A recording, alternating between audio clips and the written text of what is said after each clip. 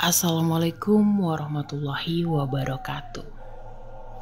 Perkenalkan, nama saya Faye, dan pada kesempatan kali ini saya ingin berbagi cerita tentang pengalaman saya beberapa hari lalu di rumah teman saya.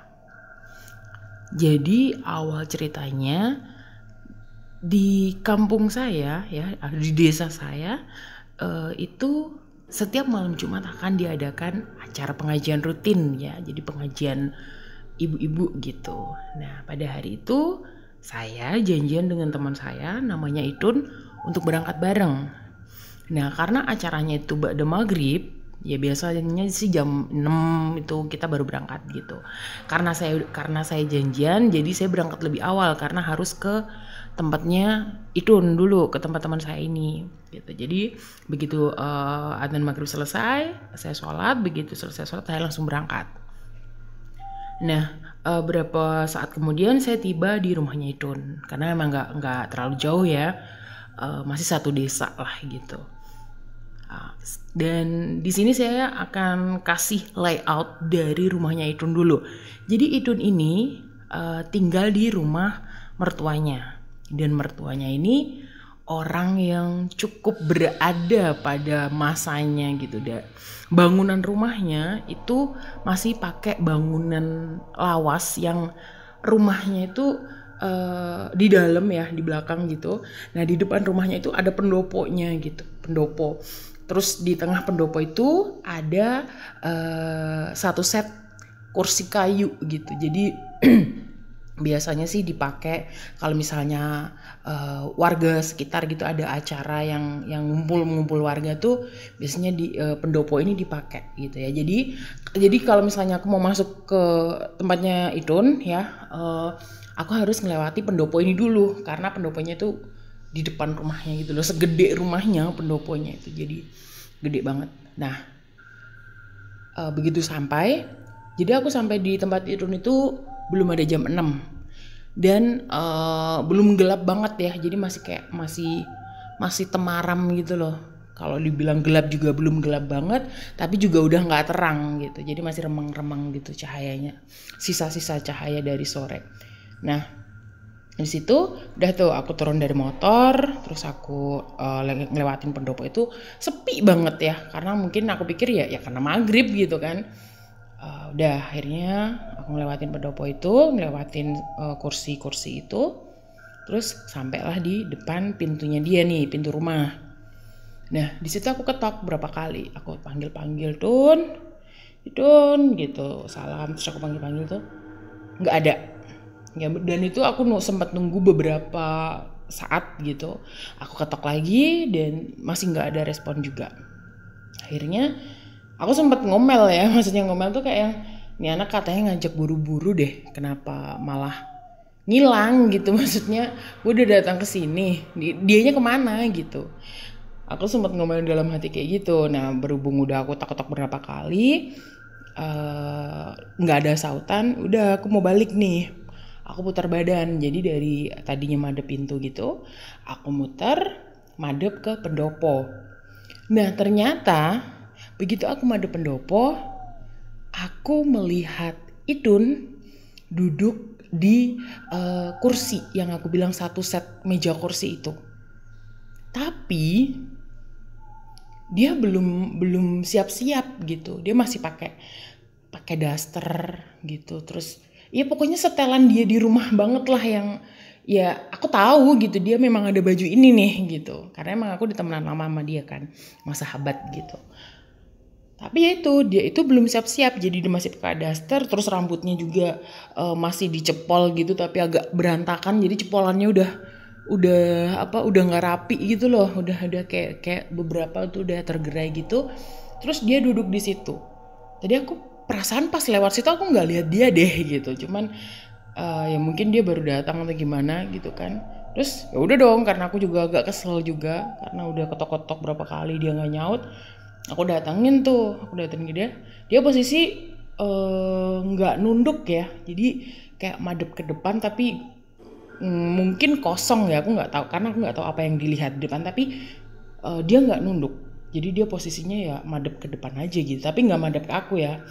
Nah terus udah gitu pas aku datang aku kan langsung ngomel ya sama dia, lu gimana sih gitu.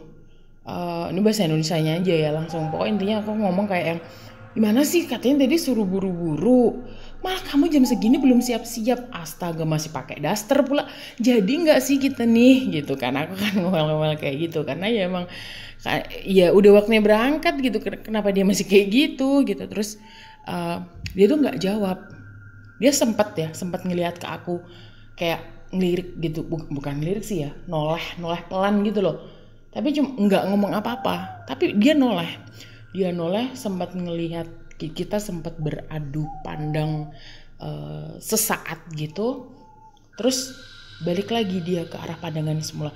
Aku makin kesel dong gitu, maksudnya gue nih ngomong loh gitu, lu ngerespon kayak apa gitu, minta maaf kayak apa, ngejelasin kenapa lu belum siap-siap gitu. Enggak, dia tuh nggak ada ngomong sama sekali, cuma melirik apa sih, kayak miring gitu, ngeliat ke aku, ngeliat sebentar, terus habis itu udah balik lagi kepalanya posisi semula.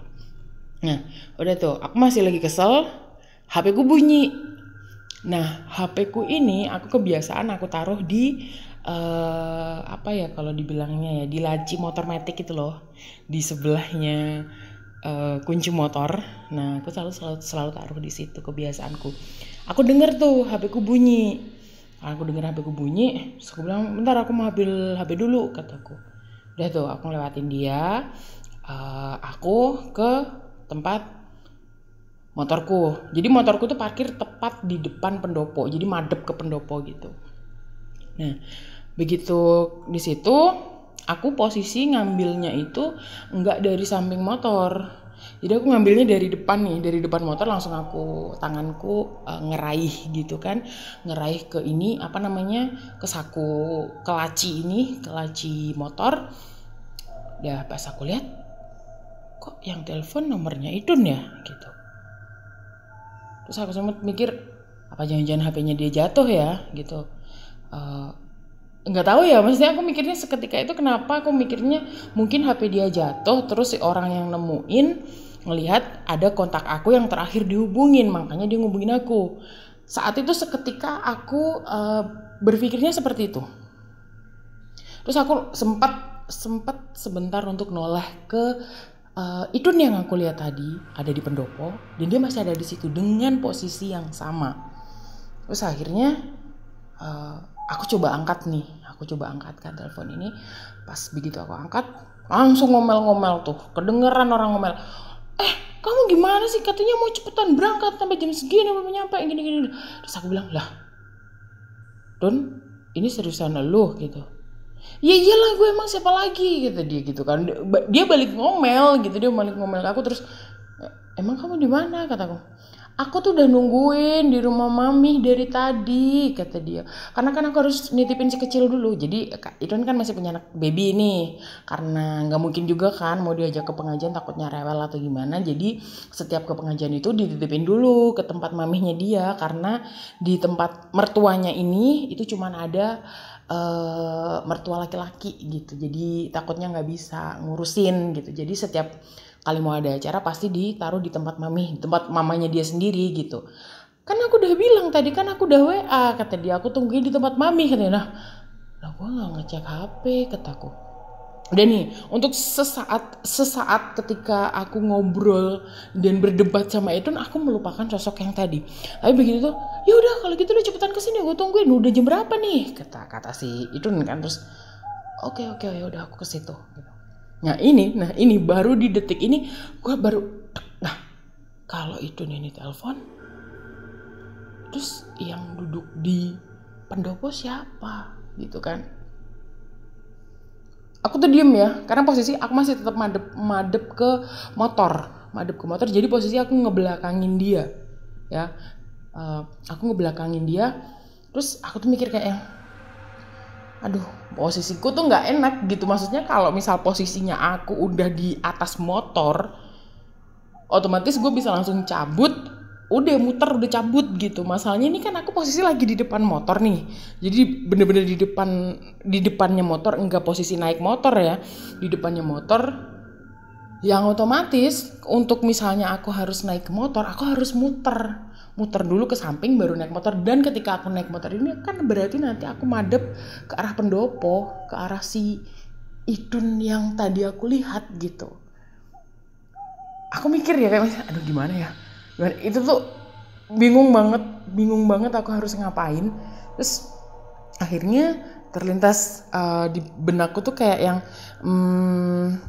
biasanya dari beberapa cerita yang saya dengar baik di channel ini maupun di channel horor yang lain, doppelganger ya, atau kejadian dimiripin kayak gini, ketika si sosok aslinya, si orang aslinya ini sudah konfirmasi bahwa ini gue yang asli nih gitu, biasanya yang ini kan hilang ya. Aku tuh mikirnya saat itu kayak gitu, berarti ini udah nggak ada nih dia, kan si Idun udah telepon aku gitu maksudnya. Biasanya kan seperti itu. Udah tuh, akhirnya pelan-pelan aku, gobloknya lagi gini, kenapa aku nggak langsung naik motor, nggak usah noleh ke dia gitu. Tapi nggak, aku tuh masih posisi depan motor, aku masih noleh pelan banget, aku tuh noleh kayak yang ada nggak ya, aduh ada nggak ya gitu. Nah udah tuh akhirnya aku noleh ke arah si sosok tadi, dan kalian tahu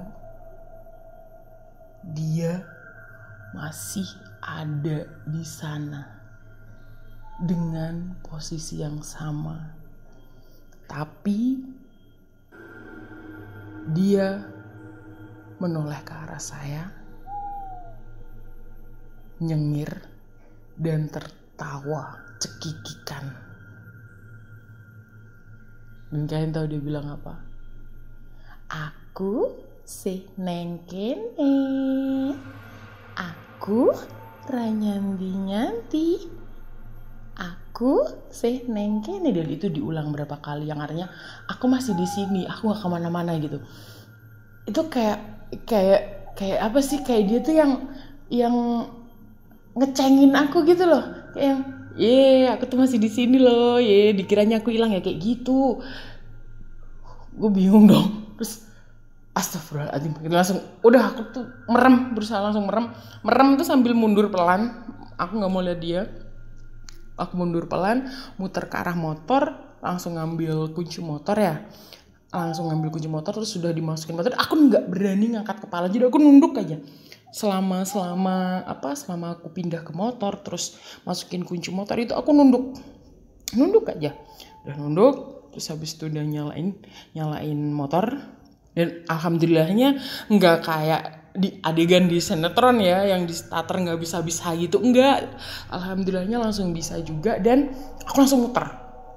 Dan ketika aku muter, otomatis aku harus ini kan, harus kayak ngelihat ke depan kan, nggak mungkin dong aku naik motor dengan posisi merunduk gitu. Nah akhirnya aku beraniin untuk angkat kepala gitu, ngelihat ke depan. Dan sekilas aku ngelihat sosok itu udah nggak ada di itu, karena memang posisinya motorku kan masih masih madep ke pendopo, belum muter. Nah habis itu udah aku langsung muter. Dan yang aneh adalah ketika dalam perjalanan itu aku cepet keluar dari situ. Otomatis kan aku kayak di dalam hati tuh kayak mikir, siapa ya? Ini siapa ya tadi ya? Kalau gitu itu siapa?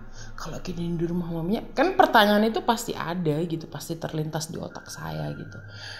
Dan yang aneh adalah sepanjang perjalanan, karena emang nggak jauh sih sebenarnya, mungkin 5-10 menitan lah naik motor dari tempatnya si mertuanya itu ini sampai ke tempat mamihnya dia itu. Sepanjang perjalanan itu pertanyaan kan ada nih di otak gitu, siapa ya? Terus tadi siapa gitu. Nah ketika pertanyaan itu berada di otak saya, entah dari mana, sepanjang perjalanan itu ada satu nama yang seperti dibisikkan. Aku nggak tahu ya itu jatuhnya bisikan kah, atau karena aku nggak dengar suaranya, tapi itu kayak ada sebuah nama yang tiba-tiba terlintas, dan itu terus Namanya adalah Lasmini. Lasmini. Itu sepanjang jalan sampai ke tempat itu. Terus udah tuh kan, aku di situ sepanjang jalan juga aku terus berdoa sampai akhirnya suara bisikan itu hilang. Begitu sampai di tempat itu, jadi di depan rumah itu tuh ada ini ya, ada pohon mangga gitu, ada pohon mangga yang cukup gede, terus pendek. Jadi pohon mangganya bukan yang tinggi banget. Pohon mangga apa sih ya, yang hijau itu loh, yang aroma manis atau apa ya, pokoknya itu. Jadi pohonnya itu nggak terlalu gede dan itu cukup rimbun gitu. Ada 2 di depan di halaman rumahnya itu. Nah begitu aku nyampe sana,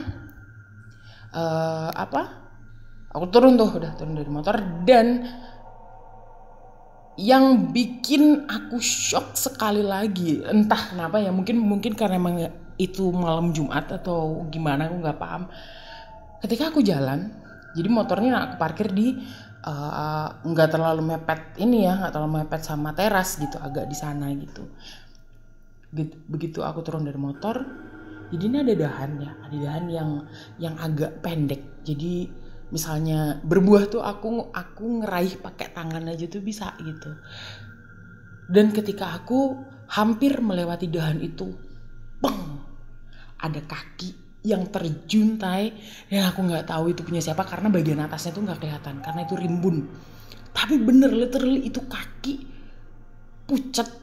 Terus dia bukan bergaun ya, jadi bukan pakai gaun panjang terus kelihatan kaki, enggak, bener-bener kaki dua sepasang kaki gitu ya, sepasang kaki yang tiba-tiba aja gitu pas aku lewat, bang, turun di depan muka aku dan kayak di ayun-ayun gitu. Udah di situ aku jerit sekenceng-kencengnya ya, mana maghrib itu kan, aku bener-bener jerit banget. Terus sampai ini keluarganya itu keluar semua, ada apa Feve, ada apa gitu. Terus aku tuh nggak bisa ditanyain, saat itu aku nggak bisa ditanyain. Udah tuh akhirnya sama abahnya dibawa masuk. Udah ada, ya ayo kom lepu gitu. Maghrib jangan jopo gitu, maghrib jangan dulu, udah bawa masuk gitu. Udah akhirnya bawa masuk. Terus udah begitu di dalam udah dikasih minum ini itu. Akhirnya udah lebih enakan baru tuh aku cerita semuanya gini. Ternyata si sosok Lasmini yang aku dengar namanya itu memang benar ada di rumah si mertuanya itu gitu. Katanya sih itu sosok ya nggak tahu sih, intinya itu ada hubungannya sama mertuanya itu dulu gitu. Entah itu keluarganya, entah apa, pokoknya emang ada di situ gitu. Itu sih. Dan yang penampakan yang sampai di rumah itu yang kaki itu random sih katanya, maksudnya bukan si Lasmini gitu, karena emang itu aku nggak ngeliat kostumnya ya, jadi emang bener-bener cuman literally kaki gitu. Ya udah, habis dari situ udah dibacain doa juga sama abah, terus minum air putih hangat yang udah dibacain doa juga, udah lebih enakan. Dan ya udah gitu, udah dalam hati aku yang kayak ya udah sih, kenalannya udah ya cukup gitu sih. Itu cukup ekstrim loh kalau misalnya dia nunjukin diri cuma buat kenalan gitu, itu ekstrim banget buat aku ya. Jadi udah aku tahu nih ada kamu di situ, udah ya gitu, udah nggak usah muncul lagi, aku bantu kirim doa aja buat kamu siapapun itu gitu. Ya udah, dari situ pulangnya juga udah nggak ada gangguan apa-apa ya, alhamdulillah gitu. Jadi ceritanya segitu dulu. Mohon maaf kalau mungkin ceritanya nggak serem, berbelit-belit, atau mungkin ada tutur kata saya yang tidak pas. Sekali lagi saya mohon maaf yang sebesar-besarnya. Dan semoga cerita ini bisa menemani malam kalian. Dan jangan lupa like, komen, subscribe channel ini. Jangan lupa juga nyalakan lonceng notifikasi agar kalian gak ketinggalan update terbaru dari channel ini. Saya Fe undur diri, terima kasih sudah mendengarkan. Selamat malam. Assalamualaikum warahmatullahi wabarakatuh. Baik, itulah akhir cerita. pada malam hari ini ya, cerita dari Mbak V yang menceritakan tentang pengalamannya saat bertemu dengan kembaran temannya. Dan kisah ini ternyata tidak hanya dialami Mbak V ya. Dulu itu pernah, tapi bukan saya yang mengalami, adik saya itu ke rumah saudaranya. Ya saudara saya juga sih, saudara paman itu ya. Dia juga nggak tahu waktu itu kalau paman itu nggak ada di rumah. Nah waktu ke sana, di depan rumahnya itu kan ada kursi.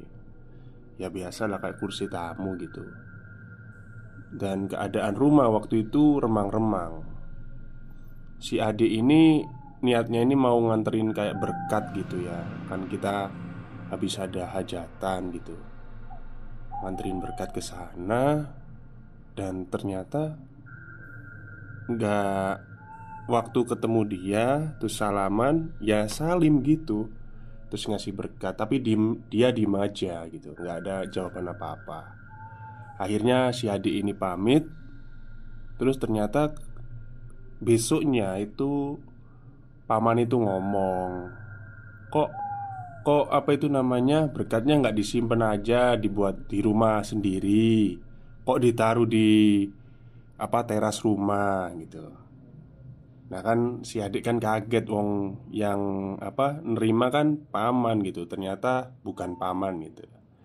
Ya itu aja sih sedikit cerita dari adik saya. Oke, mungkin itu saja cerita pada malam hari ini. Terima kasih sekali Mbak V sudah kembali mengirimkan kisah mistisnya pada podcast Horror Next Story. Dan semoga nggak kapok ya ngirim ke sini lagi. Kurang lebihnya saya mohon maaf. Wassalamualaikum warahmatullahi wabarakatuh.